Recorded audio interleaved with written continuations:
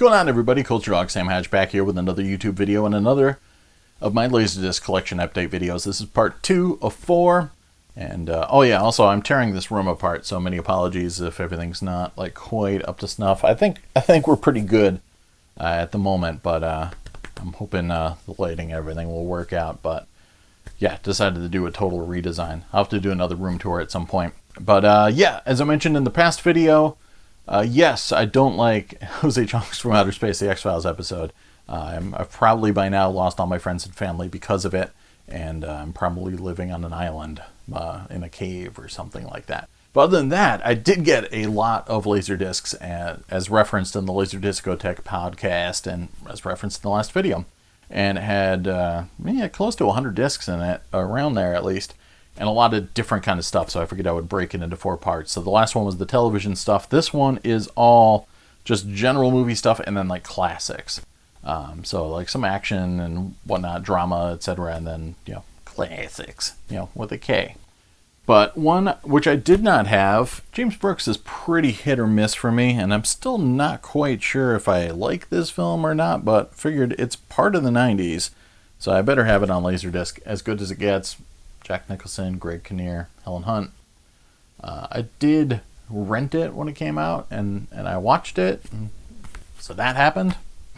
But yeah, still not quite sure where I stand on that one.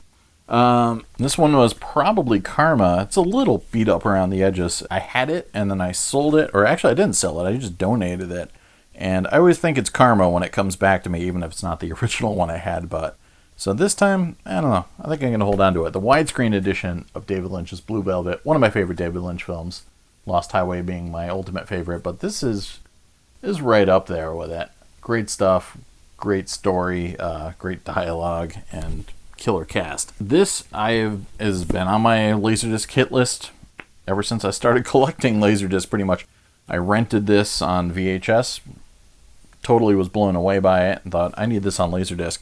It's a cool gatefold, a little beat up, but don't care.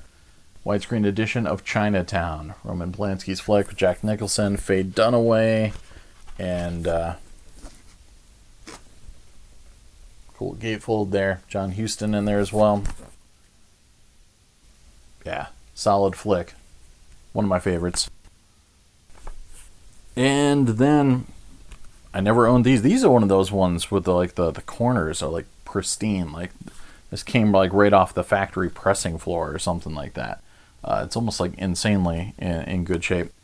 But the theatrical cut of Wolfgang Petersen's Das Boot, Sony, Columbia stuff, so pressed by WWUH USA. But this is a totally clean copy, and again, for such a long movie, that's multiple sides, multiple discs, and chances are you're going to encounter a rot on one of them. But in this case, no, I came out aces. So that's awesome. Then this guy was clearly a fan because I also had the later 1997 deluxe widescreen presentation of the longer version or one of the longer versions of the film. This one is very notorious for having rot. Again, Sony WWUH USA. Gorgeous, like pristine square corners. All right, that one's like a little squishy maybe, but like insanely good condition. But yes, there is some mild rot. Totally watchable though, so I'm gonna hold on to it. Then these are actually not all of them. This is a double I had. Jacket's in great condition though, so I might mix and match depending on my other jacket's conditions. I was hoping for a different pressing, but it is a WWUH USA pressing of the notorious router Fargo. Great film from the Coen brothers. So I do own a copy of this. I'll do something with this, I guess. I'm not sure what. Another one that was on my hit list. I've been wanting to get this for a while. Warner's widescreen version. It came out in '95 of the Peckinpah flick, The Getaway, with Ali MacGraw and Steve McQueen. So, psyched to have that. Then, it's funny, because when I was going through the lot, my wife was making fun, well, not making fun of me, but just commenting how normally when I go through a lot, I'm like, oh, that's cool, flip, flip, flip, flip, flip, oh, I'll give this away, flip, flip, flip. And this time I was just like, oh, nice, yeah. Oh, sweet. I always wanted that movie. So, again, yeah, I got the Beastie Boys jamming through my head right now as I got this, and didn't have the letterboxed High Plains Drifter, Clint Eastwood's flick. An early glimpse at what he'd be dropping with Unforgiven later on, but early in his directorial career. What year was this? This release came out in 92. 73 is when the flick came out. So, yeah, good stuff. High Plains Drifter. I have this on Blu-ray, but 1990 Sam always wanted it on Laserdisc, and as a big Luc Besson fan, and the fact that this is in really good shape, I cannot say no to La Femme Nikita. Cool action flick, and Jean Reno also pops in there. Was it Chicky Cario in there too? Anne Perriod and Jean-Hughes Anglade. What's the deal? There's two tracks on here. Yeah, the French track is on the digital track, subtitled in English, and the English dub is on the analog track. So, pretty cool. This again, the other thing about this lot is there's lots of films in it that they're not necessarily commons per se, but you'd find them a lot in other people's collections, but not these editions. Like, there'd be those movies I'd be like, it's that old pan and scan one or whatever like that. So the thing that I was the most psyched about in this lot was just that when it was something I wanted, it was the version I wanted, usually something that was released later on, like in this case, 1997. Japanese pressing, Miller's Crossing, widescreen edition. Really cool Coen Brothers flick, and again, like, I didn't think I would just trip across a copy of this and have it be the letterboxed version, so I was psyched to have that. You could tell this guy was a hardcore 90s collector because this was the only Japanese like import in this entire collection, and this was the movie you had to import back in the day because it was released well before it came out on disc here in the States. This was 94 apparently, and then maybe early 95 when it was released on disc, but by that point a Oscar Buzz campaign had already picked up, and the home video release was pushed way back here in the States for Pulp Fiction. Widescreen version. There's also a pan and scan one, which Peter Biancardi just found out recently. But I bought a dub of this Laserdisc because I was too poor to get it from Laser Craze in Boston. It was like $125 or something like that. So my favorite Hong Kong movie bootlegger out of San Diego actually had this, and so I ordered the VHS dub of it for like $15. And that was kind of my go-to copy of Pulp Fiction for a long time. Never had the Laserdisc, so this is total fantasy wish fulfillment. I mean, it's pretty common as far as Japanese releases go, but kind of means a lot to me. So glad to have that. Again, technically, I don't need this. The new Blu-ray is really good, but I always wanted to have the widescreen version on Laserdisc of Mad Max 2, aka The Road Warrior. I had the DVD kind of counterpart with the same artwork, but nah, man, I'm keeping this sucker. Then we're going into older flicks. A newly remastered version, newly as of what year? Got to be early 90s. 91 of Tennessee Williams' Cat in a Hot Tin Roof. Never seen it. Figure got to check it out now. So there's a little Elizabeth Taylor and Paul Newman in there. Speaking of Paul Newman, I'd always wanted to see this and never had. I know a lot about it, but I've never actually checked it out. And 95 widescreen version of Cool Hand Luke. Freaking killer cover art too. Just the kind of black and white starkness of it, and I don't know, just the way it's set up. I love it. So it's like to have a later release widescreen version of that.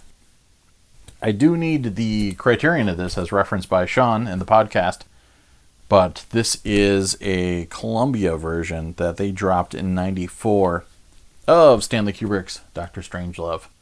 Sadly, this is a Sony DADC USA pressing, so it has some rot on it on side 2. Remember, I think side 1 is clean.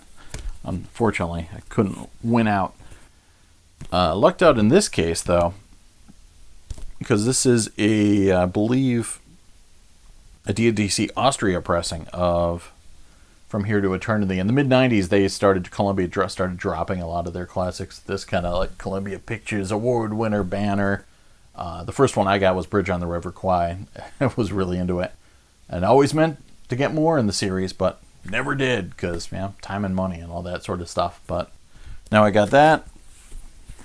Likewise, this was on my list, but I never picked it up for myself until DVD. And then I think I bought multiple copies, Superbit copies, and all sorts of different ones in digibooks. But this was the one that came out in, 94. David Lean's Lawrence of Arabia. Looks good. No rot. Hi. Huzzah.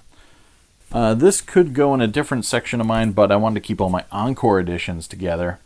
One of the lots I got a couple of years ago got me hooked on the Encore editions from MCA Universal.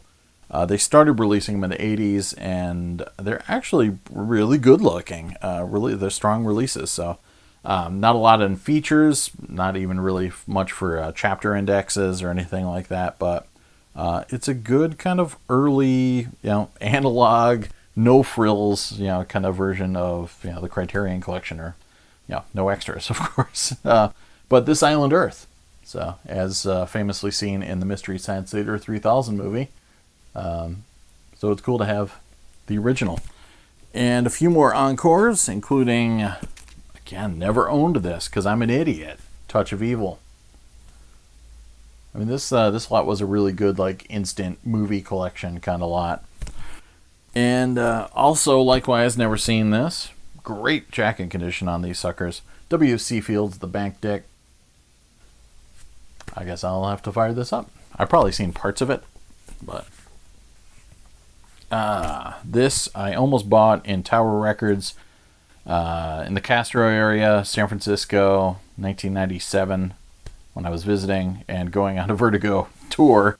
It was one of the things I was doing there, but didn't have the money, so I picked it up on VHS. If you saw my VHS collection, video 4, I think you saw my VHS version of this, but always wanted to get the Signature Collection THX version of Vertigo. I also want to get the DTS one.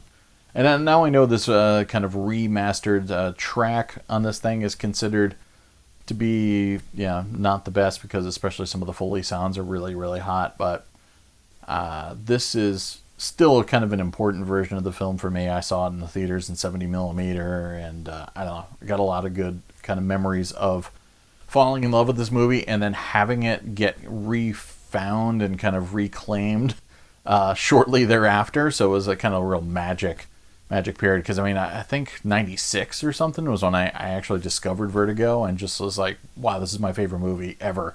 And then a year later, like this kind of lavish praise and refound love for Vertigo started blossoming. So it was a great time to be a film fan, really. So it does have gatefold butts in the sleeve, and I'm lazy, so I apologize for that.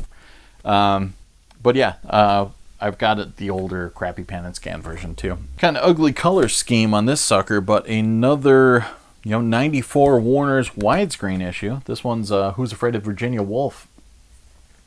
Never seen it, seen parts of it, so now's my chance to kind of give it some attention properly in widescreen. Pretty cheesy cover art on this sucker, but a 1991 Fox issue of Anthony Quinn's Zorba the Greek. But another flick I should have seen many, many times, but never have. Some kind of kid-friendly stuff. I don't know if I'm going to end up selling this or not, because I do have the big box set, but this is the CLV, THX, etc. version of Toy Story. This is actually a really nice looking disc. Might keep it just to keep it and have something that I don't have to flip, sides quite as often. Psyched about this too. I didn't even know this was on LD. There's a couple different versions, but this one's got a bunch of different shorts on it, but Wallace and Gromit shorts from Nick Park. So I love the Aardman animation stuff. This one's got Grand Day Out, Wrong Trousers, and a close shave. So that was cool. Again, another family-friendly flick. I think John Froelich also got this recently, so shout-outs to John.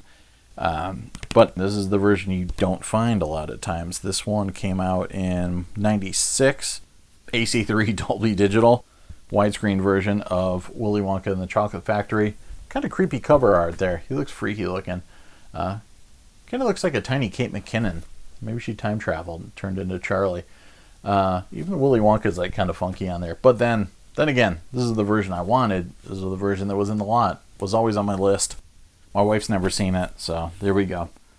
And then the random strange comedy widescreen copy of Adam Sandler's The Waterboy. So yeah, this guy had eclectic taste for sure. And this one I'll end up selling because I already had a copy of it. Bought it at Strawberries back in '94, and really, really good box set. I love this thing.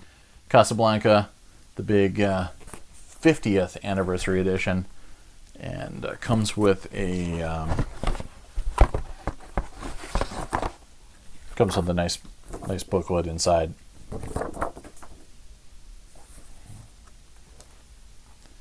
With a pretty copious write-up. Good documentary on this as well, so if somebody's looking for it, let me know. And again, something I've never owned on LD, so you might as well go for the Universal Studios Home Video Signature Collection of Psycho. Another box set that went for a decent chunk of change back when it first dropped. Good extras on here. THX, action, like most of the signature collections. Comes with a this one was going to be $30 free shipping apparently at one point. Comes with a kind of fold out booklet thingy.